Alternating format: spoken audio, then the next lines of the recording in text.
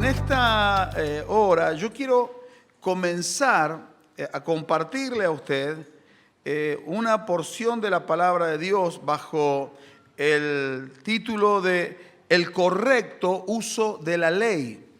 Porque con respecto a este tema de la ley suele haber muchas controversias. Y tengo que reconocer que el pasaje que vamos a leer hoy, abra su Biblia por favor en Mateo 5, vamos a leer desde el 17 en adelante. Este pasaje es un poco difícil de explicar y muchos han dicho muchas cosas de este pasaje.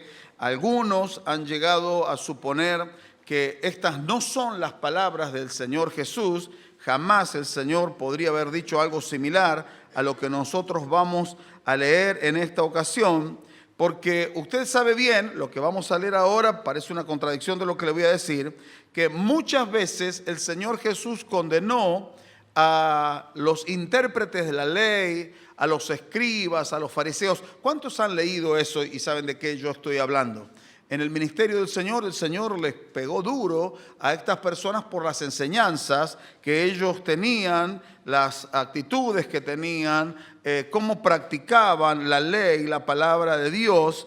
Y esta gente, los intérpretes de la ley, los escribas, los fariseos, eran personas muy observadoras de la ley. O sea, la idea de ellos era guardar la ley y que la ley tenía que cumplirse a rajatabla. Y bueno, también el apóstol San Pablo atacó de alguna manera la ley, pero en lo que nosotros vamos a leer ahora parece que hay una contradicción, pero no hay ninguna contradicción en la palabra de Dios, solo que necesitamos adquirir un poco más de conocimiento. Cuando por ahí adquirimos un mayor conocimiento, entonces vamos a poder comprender de una manera más plena, más cabal, el tema que yo hoy quiero compartirle a usted. No es un tema para que usted se tire de los pelos, sino que, como usted sabe, que estamos hablando del Evangelio del Señor Jesús. Estamos dentro del Sermón de la Montaña. Expliqué el día domingo que el Sermón de la Montaña es el compendio de un gran número de enseñanzas, según dicen los estudiosos, que el Señor Jesús dio no en una sola ocasión, sino a lo largo de su ministerio. El Sermón de la Montaña no está ubicado en el orden cronológico que ocurrieron los acontecimientos en la vida del Señor Jesús. Porque, por ejemplo, el Sermón de la Montaña comienza en el capítulo 5 de Mateo y los discípulos son elegidos en el capítulo 10. Pero en el capítulo 5 usted encuentra que los discípulos ya estaban con el Señor Jesús. Entonces, para que entendamos que, bueno, pero no nos importa el orden cronológico. Lo que nos importa es que la enseñanza es buena. Amén.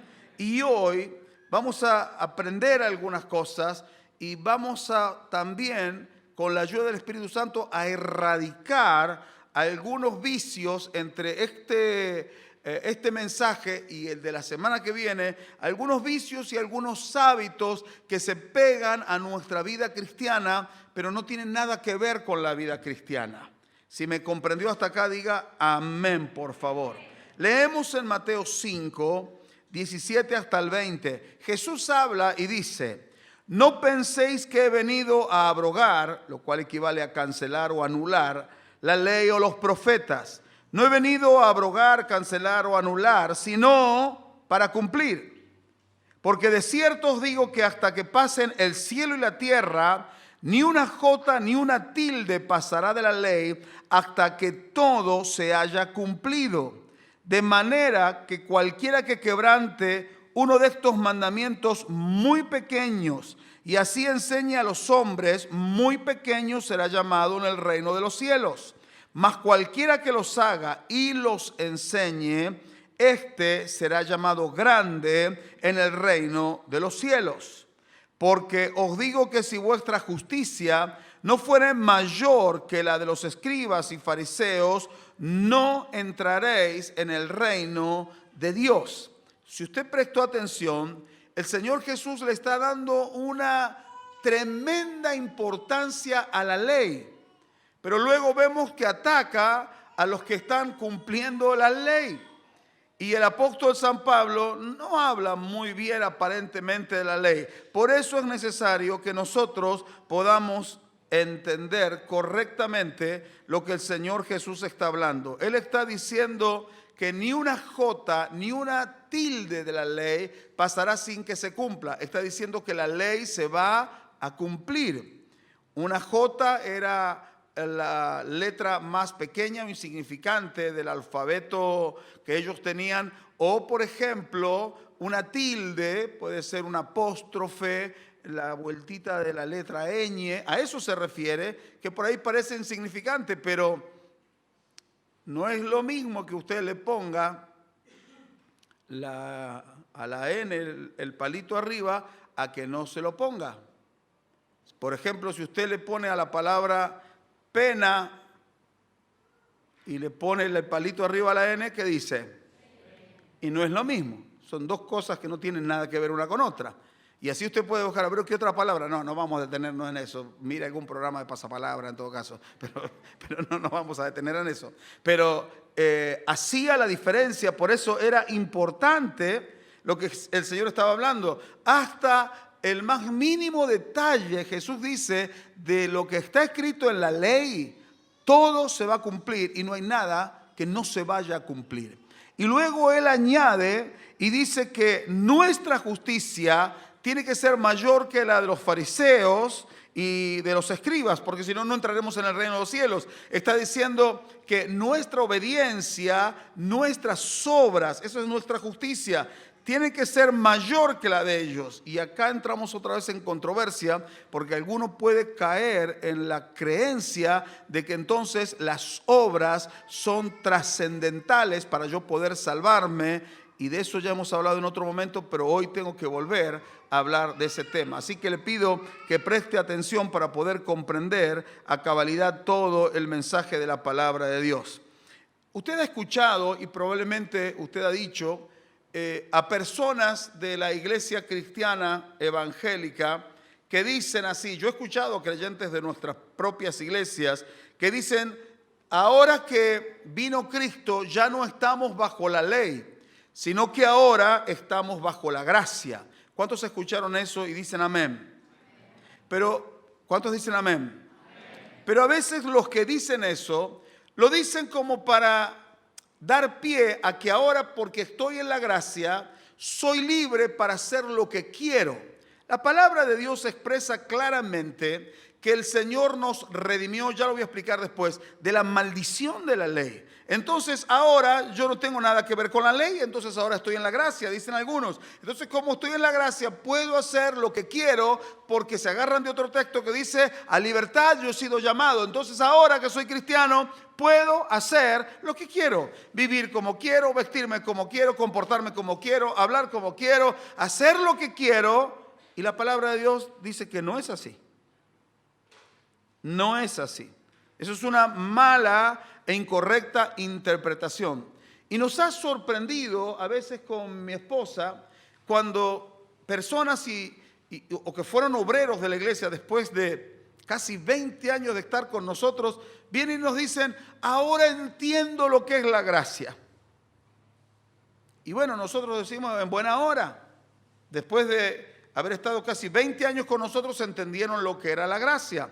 Pero resulta que ni siquiera lo entendieron, porque en esa gracia que supuestamente entendieron, empezaron a hacer cualquier cosa, que la gracia no dice que tenemos que hacer. Por eso dice la palabra de Dios que en esta gracia nosotros somos libres, pero dice el Espíritu de Dios por Pablo, no usen esa libertad como ocasión para la carne, o sea, para pecar. Soy libre, pero no para pecar. Soy libre para obedecer a Cristo. Ahora yo soy libre para decidir, obedecer y seguir las pisadas del Señor Jesús. El que entendió hasta ahí, diga un lindo amén. El Señor Jesús, Él mismo dijo que Él no había venido para anular la ley, el texto que recién acabamos de leer, sino que Él dijo que había venido para cumplir la ley. Pero nosotros vemos, por ejemplo, al Señor no cumpliendo con el lavado de manos que la ley enseñaba, que había que lavarse las manos, ¿se acuerdan? Había que tener, bueno, eso ahora con el tema del COVID podemos aplicar la ley ahí, hay que lavarse las manos, no había alcohol en gel en aquella época, había que lavarse las manos, la ley lo establecía. El Señor, otra cosa que no cumplía era con el sanar a los enfermos en el día de reposo, lo cual la ley prohibía, pero el Señor no hacía caso a esa parte de la ley. Sin embargo, Él dice, yo vine para cumplir la ley. Pero resulta que lo encontramos aparentemente quebrantando la ley. Es más, el Señor fue crucificado justamente porque, según el criterio de la gente de la época, los escribas, intérpretes de la ley, los religiosos, Él estaba quebrantando la ley. Por eso lo condenan a la muerte y termina muriendo en la cruz para redimirnos a cada uno de nosotros. Entonces, este pasaje que nosotros hemos leído, le dije recién, tiene vigencia para el día de hoy. Pero encontramos que parece que hay una confrontación. El Señor defiende por un lado la ley y por otro lado, Él mismo quebranta algunos artículos de la ley. ¿Me estoy dando a entender? Entonces, ¿cómo interpretar estas cosas? Bueno, vamos a procurar entenderlo. En primer lugar, si a usted le gusta tomar apuntes, sería una buena ocasión esta para poder hacerlo. En primer lugar, tenemos que entender que en la ley había gracia y en la gracia también hay ley. Hay dos periodos grandes en la historia de la humanidad: la ley, el Antiguo Testamento, y la gracia. En la ley, algunos piensan que solo era ley, pero había gracia. Y le pongo un ejemplo. Dios habla, por ejemplo, por medio del profeta Isaías. Si usted lee los primeros capítulos hasta llegar al capítulo 49, se va a encontrar que hay juicios en varias oportunidades. Pero entre el capítulo 49 al 56 es pura gracia. O sea que dentro de la ley había entonces gracia. Encontramos a el rey David cometiendo un terrible pecado de adulterio con Betsabé, la que era mujer de Urías, y luego manda a matar al marido, a Urías. Pero él se arrepiente, y ¿qué hace Dios? Le extiende su gracia y lo perdona porque se arrepiente. El pueblo de Israel peca, se vuelven a los ídolos, a los dioses paganos. No tenían que hacer eso, ellos tenían un solo Dios, pero ahora escogían a ídolos muertos o ídolos mudos. Entonces se arrepienten porque las cosas les va mal. Entonces cuando ellos pecan, los enemigos vienen, los invaden, los avergüenzan, les roban los cultivos, los ganados. Entonces ellos claman a Dios. Dios oye la oración y les responde y les levanta un libertador. Esos son los jueces, para que vaya y que pelee y destruye al ejército enemigo que los oprimía. Eso se llama gracia. Y vemos constantemente la mano de Dios mostrándose con gracia. ¿Dónde? En la época de la ley. Entonces tengan claro que en la época de la ley había gracia. ¿Y en la gracia hay ley? Este pasaje lo he mencionado varias veces. Efesios capítulo 2, versículo 10. Si existiera la posibilidad de que me trajeran un vaso de agua, yo se los agradecería. De la canilla está bien. Dice este pasaje de Efesios 2:10, porque somos hechura suya, creados en Cristo Jesús para buenas obras, las cuales Dios preparó de antemano para que anduviésemos en ellas. Esas obras de las que habla Pablo, que Dios preparó de antemano, son las que estaban mencionadas en la ley. Haga un ejercicio. Yo lo hice hace unos días atrás. Me puse a leer Deuteronomio, que es la repetición de la ley. Y usted va a encontrar las enseñanzas de Deuteronomio, todas son enseñanzas del Nuevo Testamento. Lea, por ejemplo, Isaías, los textos que le dije recién, capítulo 49 al 56, y va a ver que son todas enseñanzas para nosotros. Asimismo, si lee a los profetas, lee el capítulo 36 de Ezequiel u otros textos bíblicos, y va a encontrar que son prácticamente idénticos a lo que dice el Nuevo Testamento. En la gracia hay ley, y en la ley hay gracia. En esta época que nosotros estamos en la gracia, tenemos que entender muchas gracias, hablando de gracia. Tenemos que entender que debemos cumplir con obras que estaban escritas en la ley. Pero tenga cuidado con lo que acabo de decir, preste atención a todo el mensaje y al otro que voy a predicar la semana que viene.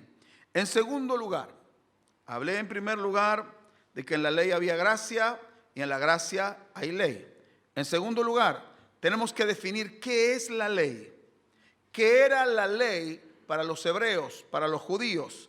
Los judíos expresaban la palabra ley de 4 maneras diferentes. Ellos la usaban de maneras distintas. Primero, la usaban con relación a los 10 mandamientos. Cuando ellos leían los 10 mandamientos, decían, esa es la ley. En segundo lugar, la usaban en relación a los primeros 5 libros de la Biblia, que es lo que nosotros conocemos como el Pentateuco, que sería Génesis, Éxodo, Levítico, Número y Deuteronomio. Ellos consideraban esos 5 libros la ley. Se consideraban en primer lugar los 10 mandamientos la ley. Después consideraban esos 5 libros la ley. También consideraban la ley todo el Pentateuco más los profetas, incluyendo los salmos y cantares. O sea que eso hacía que consideraran la ley, llamaban la ley y los profetas a todo el Antiguo Testamento. Si me di a entender hasta acá, dígame un amén, por favor. Y en cuarto lugar, la usaban en el sentido de la ley de los escribas, lo que ellos llamaban la ley oral. Así que ahora entendemos que hay otra ley para ellos, que es la ley de los escribas o la ley oral. Y en los días antes del Señor Jesús y cuando vino el Señor Jesús, era justamente ese cuarto sentido de la ley el que el Señor Jesús atacaba y el que el apóstol San Pablo también atacaba. Ahora vamos a hablar sobre ese cuarto sentido. En tercer lugar, entonces, ¿qué era la ley de los escribas o ley oral? Dije recién que en los días de Jesús y antes del Señor aparecen los escribas y aparecen los conocidos intérpretes de la ley, que eran justamente los encargados de interpretar de la manera que ellos creían conveniente la ley de Dios, o sea, el Pentateuco y los profetas. Ellos tenían una expresión, ellos decían, toda la ley es divina, por lo tanto es infalible, es palabra de Dios, pero tiene que ser escrita, tiene que ser leída, tiene que estar en forma explícita. Y si no está en forma explícita, o sea, si no está en forma escrito, tiene que quedar en forma implícita. O sea, tiene que haber una interpretación. Y entonces allí entraban en juego ellos, los intérpretes de la ley y los escribas, que todo lo que leían de la palabra le daban la interpretación, lo implícito, lo que no estaba escrito, pero ellos suponían que tenía que ser así. Y entonces a cada situación, de cada situación, se derivaban infinidades de leyes. De una ley se derivaban infinidades de leyes, porque podían presentarse diferentes situaciones. Entonces había que elaborar esas interpretaciones. El asunto es que esas interpretaciones no estaban escritas. Esas interpretaciones estaban dichas, pero fueron como compiladas en el siglo, más o menos a mediados del siglo III, después del Señor Jesús, en lo que se llamó la Misná. Era un libro donde era el compendio de las interpretaciones de la palabra de Dios. Fíjese lo que ellos hacían. Tomaban la ley de Dios y sacaron miles y miles de interpretaciones para diferentes situaciones de la vida. Y luego que elaboraron ese libro, elaboraron otros libros, los Talmudes. Algunos tenían 12 tomos, otros tenían 60 tomos, para interpretar la interpretación que le habían dado a la ley. Imagínense. Si me di a entender, dígame amén. O sea, es la interpretación de lo que Dios dijo. ¿No era más fácil directamente buscar a Dios y que Dios les ayudara a entender? Bueno, pero justamente no era eso lo que ellos hacían. Entonces, usted tiene que entender esto. En el Antiguo Testamento, si usted mira bien la palabra de Dios, va a encontrar muy pocas reglas y muy pocas normas. Lo que encontramos en el Antiguo Testamento, especialmente en los 10 mandamientos, son grandes principios generales que cada uno debe interpretar bajo la dirección del Espíritu Santo y aplicarlos a las situaciones concretas que tengan la vida. Entonces tenemos grandes principios generales. Usted tiene principios en la Biblia.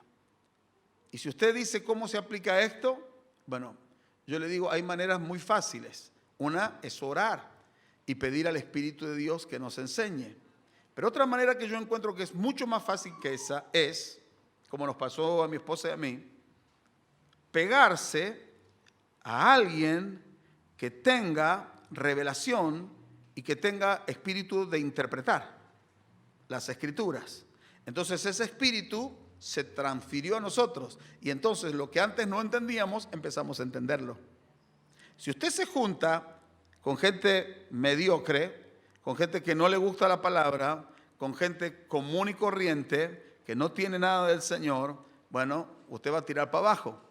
Pero si usted se junta con personas que tienen la palabra de Dios morando en su corazón y cuando hablan tienen revelación en la palabra y sacan a la luz lo que está escondido, que para nosotros termina siendo como un misterio, ese espíritu de revelación, de interpretación, también se le va a pegar a usted, porque es un espíritu. Si me comprendió, diga un buen amén. Entonces, en los 10 mandamientos no se nos están dando reglas ni normas, sino que son todos y cada uno de los grandes principios en los cuales hemos de encontrar la norma para nuestras vidas. ¿Qué encontramos entonces en los 10 mandamientos? Los principios para regir nuestra vida. ¿Entendió eso? ¿Puede decir un buen amén? Pero ya dije que para los judíos no era así. Si no estaba explícito, tenía que estar implícito y se pusieron a escribir. Y escribieron miles y miles y miles de interpretaciones. Por eso acá surge la raza, en esta situación es donde surge la raza de los escribas. Los escribas, junto con los intérpretes de la ley, eran los encargados de ampliar esos grandes principios y los tradujeron en miles de reglas y de normas. Pero yo le voy a poner un ejemplo concreto. ¿Quiere que le ponga un ejemplo concreto para que usted entienda mejor? ¿Sí? ¿Le interesa lo que le estoy hablando? A mí también me interesó. Le pongo un ejemplo concreto. La ley establece, así enseña la ley, que el día sábado debe mantenerse santo y que no se puede hacer ningún trabajo en el día sábado. ¿Enseñaba eso la ley? ¿Enseñaba eso? ¿Respetó eso el Señor? No lo respetó, así que ahí tenemos un problema. Ahora, este era el principio. El día sábado es el día santo. Es un día en el que no hay que trabajar. Entonces, ese era el principio. Ellos se preguntaron, tenemos que definir qué es trabajo para saber lo que no se puede hacer en el día de reposo. Y clasificaron trabajo, toda clase de cosas, como por ejemplo el llevar una carga el día sábado. Llevar una carga era un trabajo. Pero dijeron, tenemos que definir qué es una carga. Complicado los muchachos, ¿no? ¿Qué es una carga? Y llegaron, esto está escrito en los libros de ellos, ¿eh? Y llegaron a la siguiente conclusión. Y definieron que una carga era una comida equivalente al peso de un higo seco. O sea que si usted llevaba 2 higos ya era una carga. Y si usted llevaba esa carga, ya había quebrantado la ley y era un pecador. Una carga era, por ejemplo, bastante leche como para un trago de leche. Eso ya era una carga. No podía llevar 1 litro de leche. ¿Cuánto es un trago? Y un trago será medio vaso, 1/4 de vaso. Hasta 1/4 de leche usted podía transportar, pero no podía transportar más porque quebrantaba la ley de los judíos. ¿Me siguen la idea? Una carga era, por ejemplo, llevar en el tintero tinta suficiente como para escribir 2 letras. Eso ya era una carga. Una carga era llevar al niño en brazos. ¿Cómo hacemos entonces? Ese día no sale. Por eso hay que evitar cualquier tipo de esfuerzo que para ellos era trabajo. Yo sé que usted entiende que eso no es trabajo. Dice, esto no entendieron nada. O eran unos flojos de primera, o eran unos piolas, unos vivos. El asunto es que ellos definieron así las cosas. Y para los religiosos en los días del Señor Jesús, estas cosas que yo le estoy mencionando era la esencia de la religión. Para ellos obedecer esto era servir a Dios. Honraban a Dios y el culto de ellos consistía en estas cosas. Pero le voy a poner algunos otros ejemplos, un par de ejemplos más. Escribir también era considerado un trabajo. Hoy se escribe, por ejemplo, los celulares. Antes se escribía en las cartas. Ahora, como era un trabajo escribir, entonces también estaba prohibido y era pecado. Pero había que definir también escribir. Entonces ellos definen y llegan a esta conclusión. Esto está tomado del libro. Y dicen ellos así. Esta es la conclusión a la que llegan. El que escribe 2 letras del alfabeto con la mano derecha o con la mano izquierda de una clase o de 2 clases, tanto si se escriben con diferente tinta o lenguaje diferente, es culpable. Eso decían los intérpretes de la ley. Agregaron y dijeron, el que escriba 2 letras en 2 paredes que formen un ángulo es culpable. O sea, usted podía escribir solo 1 letra. Y si había una pared, como si fuera esa, que hace un ángulo, no puede escribir en otra porque ya se va a leer algo. No se olviden que las letras de ellas son como símbolos y entonces una letra ya dice quizá algo, ya dice una palabra. Pero esa era la idea. Si escribe una letra en el suelo y otra letra en la pared de la casa y de esa manera no se puede leer, no es culpable. Si escribe en el suelo, en el camino, en la arena o en el polvo, donde no deje una impresión permanente, no es culpable. Usted dice, pastor, ¿en serio me está hablando? ¿O me está jodiendo, pastor? ¿Me está tomando el pelo? Eso era lo que hacían los escribas y los intérpretes de la ley. Imagínense cuando Jesús vino a predicar. La gente estaba asfixiada con estas cosas. Pero el mensaje más lindo viene el martes que viene. Esa era la ley de los escribas. Y para un devoto judío, en eso consistía, no se olvide, su religión y su devoción a Dios. En cumplir con estas cosas. Le pongo el último ejemplo. Curar, sanar a una persona era considerado un trabajo que estaba prohibido de realizar un día de reposo. Pero había que definir qué era curar. Porque todo era así. ¿Se puede curar? No, porque es un trabajo. Pero primero vamos a definir qué es curar. Y entonces ellos dijeron que se podía, o sea, curar era darle solución definitiva a la enfermedad de una persona. Entonces resolvieron lo siguiente.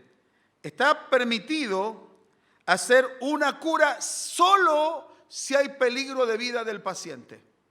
Si no hay peligro de vida del paciente, se le puede atender para que no empeore, pero tampoco para que mejore. Esa era la idea, en serio, pero es verdad. Usted dice, no, pastor, no me voy, pastor. Pero eso es verdad lo que le estoy diciendo. Así que se podía, por ejemplo, vendar una herida de alguien que llegara lastimado, pero por ejemplo, si era una fractura no se podía arreglar.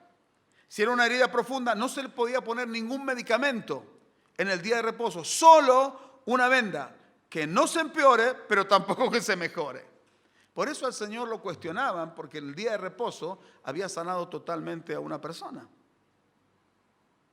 Bueno, esas eran las costumbres que tenía esta gente. Ya le expliqué que después todo esto se hizo un compendio y se resumió en lo que se llama la Misná.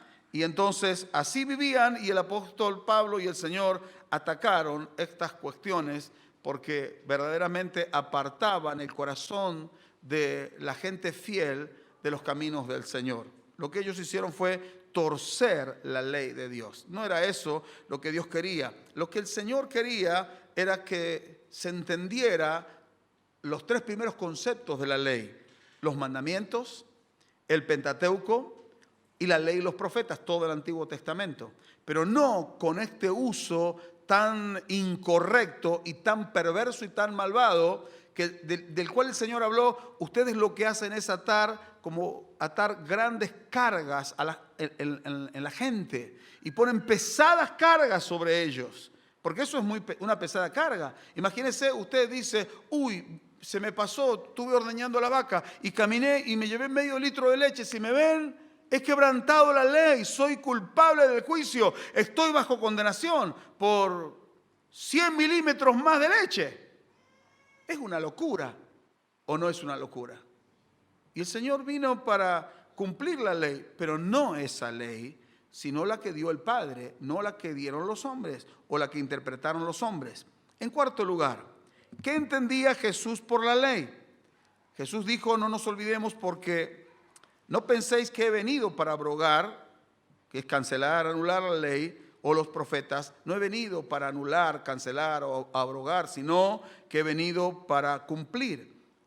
El Señor Jesús vino para darle el verdadero sentido a la ley, y en eso nos detenemos ahora. ¿Cuál era el verdadero sentido de la ley? ¿Le interesa saberlo o se lo dejo para la semana que viene, para los hermanos de Junín? Y entonces usted se queda con las ganas. Mateo capítulo 22, versículo 37 al 40. Ahí encontramos un resumen que el Señor Jesús da de la ley. ¿Cuál era, es la pregunta, el verdadero sentido de la ley? Jesús le dijo, amarás al Señor tu Dios con todo tu corazón y con toda tu alma y con toda tu mente. Este es el primero y grande mandamiento. Y el segundo es semejante: amarás a tu prójimo como a ti mismo. De estos dos mandamientos depende toda la ley y los profetas. La definición de la ley la podemos resumir en dos simples, sencillas pero profundas palabras, que son amor y respeto a Dios y al prójimo. Entonces, ¿cuál era el verdadero sentido de la ley? Era que nosotros pudiéramos entender cuál era la voluntad de Dios y que podamos entender cuál es la voluntad de Dios. ¿Cuál es la voluntad de Dios? Que amemos y respetemos a Dios, y que amemos y respetemos a nuestro prójimo. En eso consiste la ley. Ahora yo quiero hacer una pregunta. ¿Qué piensa usted? ¿Que ahora, porque estamos en la gracia, eso queda invalidado? El concepto de amor y respeto a Dios y el concepto de amor y respeto al prójimo en la gracia, ¿no habrá que aplicarlo también? ¿O está anulado en la gracia? Porque estamos en la gracia, así que en la gracia ahora no tengo que amar a nadie, ni tengo que respetar a nadie. ¿Será así? ¿O se vuelve a repetir en la gracia? Se vuelve a repetir otra vez en la gracia. Cuando el Señor menciona este texto de Mateo 22, donde habla de los dos grandes mandamientos, entendemos, porque si usted lee con atención el Antiguo Testamento, va a encontrar lo mismo que yo encuentro. que nos enseña, como el Nuevo Testamento, a respetar a Dios. La ley nos enseña el respeto a Dios. Piense, si es cierto. La ley nos enseña el respeto a los padres. También lo hace la gracia, porque se vuelve a repetir. La ley y la gracia nos enseñan respeto a las autoridades. La ley y la gracia nos enseñan el respeto al cónyuge, al esposo, a la esposa. La ley nos enseña, y la gracia, el respeto a la propiedad privada. Nos enseña el respeto a los ancianos, nos enseña el respeto hacia la viuda, hacia el huérfano, hacia los extranjeros. Nos enseña la gracia y la ley también el respeto a todas las personas y el respeto al buen nombre de los demás. La ley y la gracia nos enseñan el respeto a la vida. Así que si alguien dice, la ley es obsoleta, no, la ley enseña todo lo que acabo yo de decir. En ese sentido, la ley entonces, ¿es útil o es inútil? Es útil, pero no para salvarse, sino como consecuencia de la salvación. Si entendió, diga un buen amén. En quinto lugar, vamos a ir a las conclusiones para terminar el día de hoy y retomar la semana que viene. Entonces, primero, quizá a usted le surja la pregunta, entonces, pastor, cuando yo leo el Antiguo Testamento, ¿obedezco la ley o no la obedezco? ¿La obedezco o no la obedezco? Sí, la obedezco. No la ley de los escribas, pero sí la ley de Dios. En segundo lugar, ¿me puede la obediencia a la ley salvar a mí? No, no me puede salvar. Porque está escrito en la palabra de Dios que no soy salvo por las obras de la ley. El asunto es que ninguna persona pudo cumplir con todas las exigencias de la ley. Por eso la ley no salvó a nadie. La ley nos mostró la voluntad de Dios, el propósito de Dios, que Dios quería que lo amáramos y que Dios quería que respetáramos a nuestro prójimo. Pero nos encontramos que en ese sentido la ley fue débil porque no nos hizo mejores personas o no hizo a los judíos mejores personas. En tercer lugar, ¿por qué no? ¿Por qué no me puede salvar la ley? Porque ya vimos que las demandas de la ley eran muy complejas y nadie las podía cumplir. Por eso aparece el Señor Jesús. Y Él, dice el apóstol San Pablo, es el fin de la ley. Porque Cristo cumple con lo que nadie había podido cumplir. ¿Me dice un buen amén? Ahora, el Señor cumple con la ley, porque Él dijo, no vine para anularla, sino que vine para cumplirla. Entonces, cuando una persona quiere salvarse, no tiene que cumplir con las obras de la ley, sino que tiene que tener fe en el único que cumplió con las exigencias de la ley, que se llama Jesucristo. Y por medio de la fe en Jesucristo, yo soy salvo de la maldición de la ley, porque la ley me hacía maldito porque yo no la podía cumplir. Pero ahora, porque Cristo la cumplió en Cristo y por la fe en Él, yo puedo cumplir con la ley.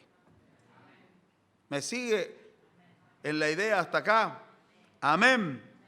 Entonces dice la palabra de Dios en Gálatas 3, 24 al 26, en la traducción del lenguaje actual. La ley fue como un maestro que nos guió y llevó hasta Cristo para que Dios nos aceptara por confiar en Él. ¿Por qué nos aceptó Dios? Por confiar en Jesús. ¿Por qué fue salvado usted? ¿Por obedecer la ley? Por confiar en Jesús. Porque aunque la ley era buena, no alcanzábamos la medida, pero Cristo sí la alcanzó. Y por Cristo yo obtengo salvación. Él obtuvo salvación y me da salvación a mí. Pero ahora que ha llegado el tiempo en que podemos confiar en Jesucristo, no hace falta que la ley nos guíe y nos enseñe. Ahora la ley me mostraba que vendría un Salvador y yo no me podía salvar. Pero ahora ya vino al Salvador. ¿A quién necesito entonces yo ahora? Al Salvador. Porque yo oigo las palabras de Jesús, leo las enseñanzas de Jesús y en él está comprendida la enseñanza del Antiguo Testamento. Así que préstele atención a las palabras de Jesús para poder regir su vida según las palabras de Jesús que él enseñó, que estaban basadas en la ley antigua. Si me di a entender, diga un amén, por favor. En cuarto lugar, ¿y qué pasa hoy con la ley entonces? ¿Para qué nos predican a veces del Antiguo Testamento? Ezequiel 36, 26 al 29, dice así Dios, en la ley está hablando Dios, y dice así: os daré corazón nuevo y pondré espíritu nuevo dentro de vosotros y quitaré de vuestra carne el corazón de piedra y os daré un corazón de carne. Y pondré dentro de vosotros mi espíritu y haré que andéis en mis estatutos y guardéis mis preceptos y los pongáis por obra. Habitaréis en la tierra que di a vuestros padres y vosotros me seréis por pueblo y yo seré a vosotros por Dios y os guardaré de todas vuestras inmundicias y llamaré al trigo y lo multiplicaré y no os daré hambre. Bueno, luego vienen un montón de bendiciones, pero el corazón de este pasaje es, la pregunta fue, ¿qué pasa hoy con la ley? Dios dice, yo les voy a dar un corazón nuevo y les voy a dar un espíritu nuevo y voy a escribir mis palabras en ese corazón. Este pasaje lo comencé a leer desde el versículo 26, pero el versículo 25 Dios habla y dice que los primeros los va a limpiar. ¿Cuándo hemos sido limpiados nosotros? ¿Cuándo fuimos limpiados? Cuando aceptamos a Cristo como nuestro Salvador, Él nos limpió de nuestros pecados. Entonces, cuando el Señor nos limpia, primero nos limpia, luego nos da un nuevo corazón. Y luego en ese corazón Él pone su Espíritu Santo y pone su palabra, para que ahora, por el poder del Espíritu Santo, podamos obedecer esa palabra. ¿Cuál es la palabra que Él pone en el corazón? Y dice acá, mis estatutos, mis preceptos, o sea, lo que Él habló, los mandamientos, la ley. Dios escribe. Antes la ley estaba escrita en tablas de piedra, pero ahora en el nuevo pacto Dios dice, yo voy a escribir mi palabra en el corazón de ustedes. Vio, todos los que manejan, si usted puede manejar un dispositivo, una computadora y puede hacer ciertas cosas, es porque ese aparato que usted tiene está programado para poder hacerlo.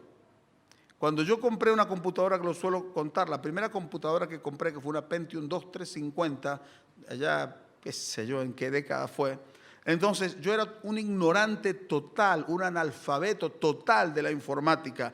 Yo era de los que creían que si uno le estornudaba a la pantalla, le entraba un virus a la computadora. Como escuchaba que las computadoras tenían virus, yo pensé que les agarraban los virus que tenían las personas. Mire qué ignorante, pero era un ignorante con computadora, claro. Algunos capaz que son ignorantes y no tenían ni computadora, pero yo tenía una computadora y no sabía ni cómo usarla.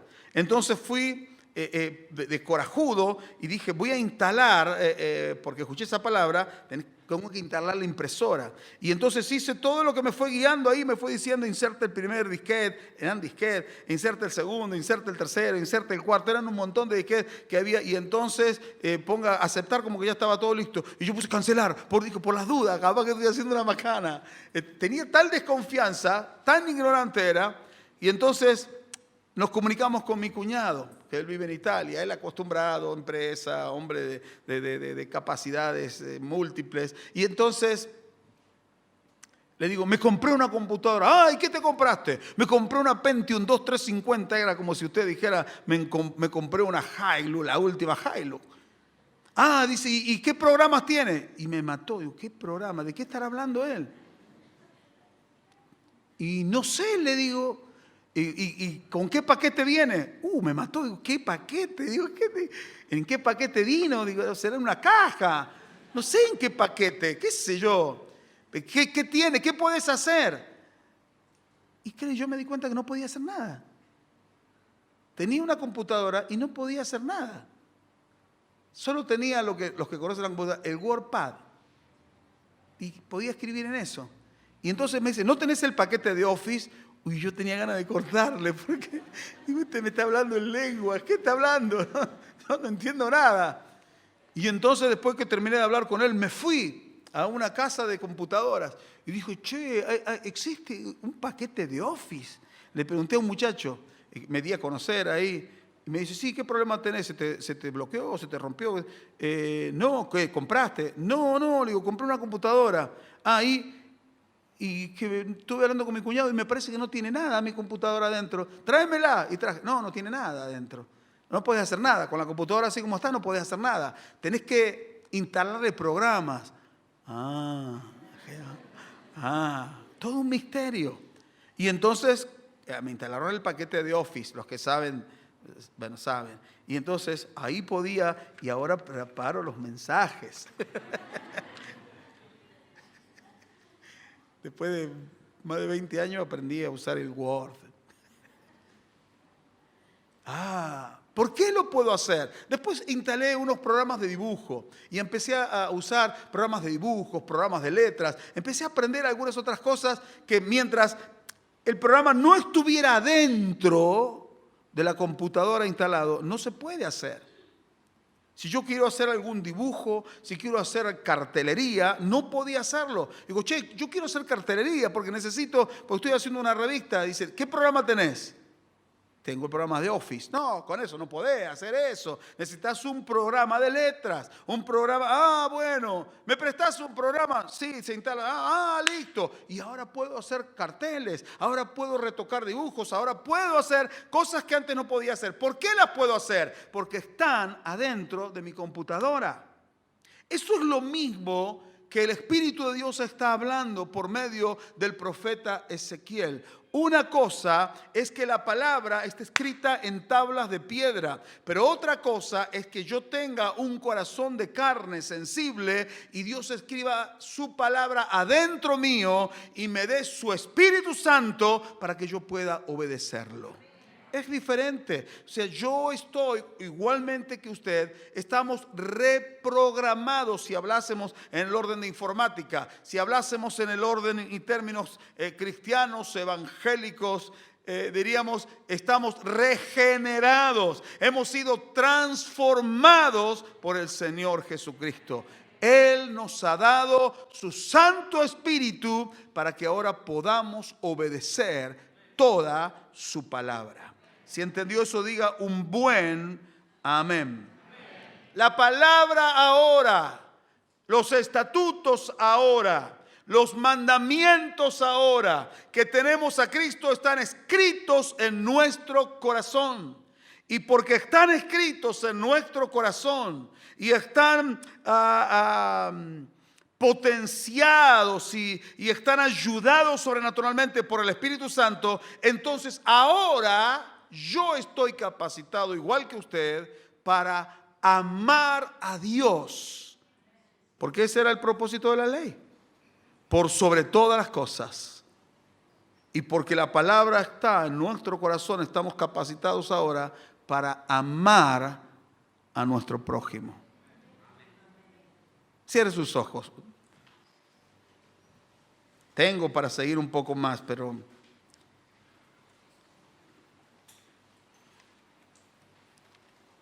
¿cuál fue el propósito de la ley? Y el propósito de la ley fue mostrarnos la voluntad de Dios. ¿Y cuál era esa voluntad? Y que amemos y respetemos a Dios y que amemos y respetemos a nuestro prójimo.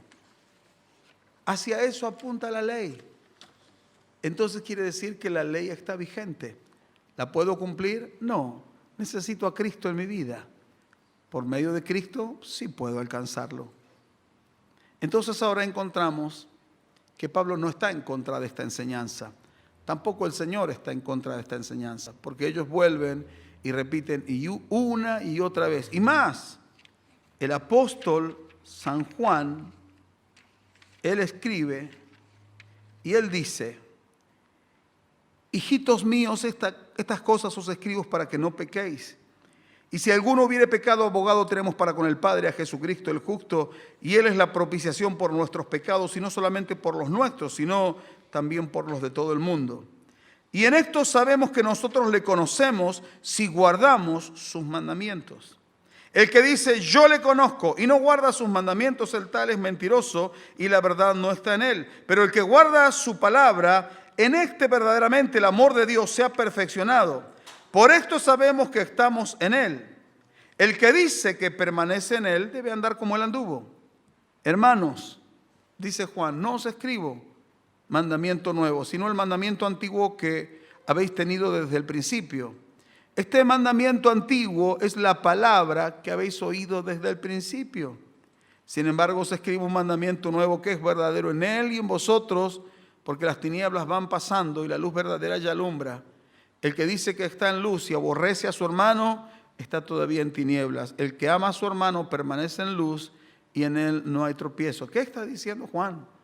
Juan está diciendo, no les voy a dar un mandamiento nuevo, sino el que ya tenían. Sin embargo, les va a sonar como nuevo. ¿Y qué dice?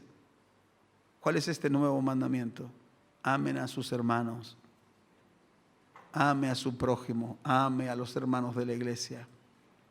¿En eso consiste la ley? En eso consiste la ley, en amar a Dios y en amar a nuestros hermanos. ¿Quiere ponerse de pie? Que oramos todos juntos al Señor. Si hay alguien en este lugar o a través de las redes que no tiene a Jesús en su corazón, que ha procurado quizás ser salvo observando costumbres, tradiciones, que han sido inventados por los hombres o han sido extraídas de la palabra por hombres y torcidas por ellos mismos, pero lo que han hecho en realidad es alejarlo a usted del Señor, como hicieron los escribas, los intérpretes de la ley y los fariseos. Y necesita a Jesús. Él es el único que puede salvarle. Jesús es el único que puede salvarle. La ley no lo puede salvar. El observar, el guardar toda la ley no lo puede salvar. Lo puede salvar solamente el Hijo de Dios, quien murió por usted y por mí en la cruz del Calvario. Él es el Salvador de todo el mundo, dice la Escritura, mayormente de los que creen. Solo Jesús lo puede salvar. Y una vez que usted es salvo, Él le da un nuevo corazón, pone su palabra dentro del corazón, pone su Santo Espíritu y lo ayuda a caminar en obediencia a todos sus mandamientos. Así es la vida de Cristo. ¿Habrá alguien que quiere en esta hora entregarle su vida a Jesús y aceptarlo como Salvador? Levante una mano al cielo para que juntos oremos a Dios. Diga conmigo de esta manera, los que están aquí, los que nos ven en las redes, puede hacer esta oración de corazón y decirle a Dios de la siguiente manera. Diga conmigo, querido Dios, yo te doy gracias por haber oído tu santa palabra. Yo te pido perdón por todos mis pecados. En esta noche yo me arrepiento por haber quebrantado, por haber desobedecido tu palabra, y con un corazón sincero te pido perdón. Y te pido, Padre, que limpies mi vida y mi corazón de todo pecado y de toda maldad. Ahora yo te recibo como mi Salvador, mi Señor, mi dueño. Padre, te pido también que tú me libres de todo mal y que me ayudes a vivir una vida agradable a ti. Yo caminaré en obediencia a tu palabra, porque creo que tu Espíritu Santo me ayudará. Espíritu de Dios, te entrego las riendas de mi vida. Guíame cada día para que yo pueda vivir honrando y agradando a Dios. Te doy gracias por esta salvación tan grande en el nombre del Padre y del Hijo y del Espíritu Santo. Amén, amén y amén.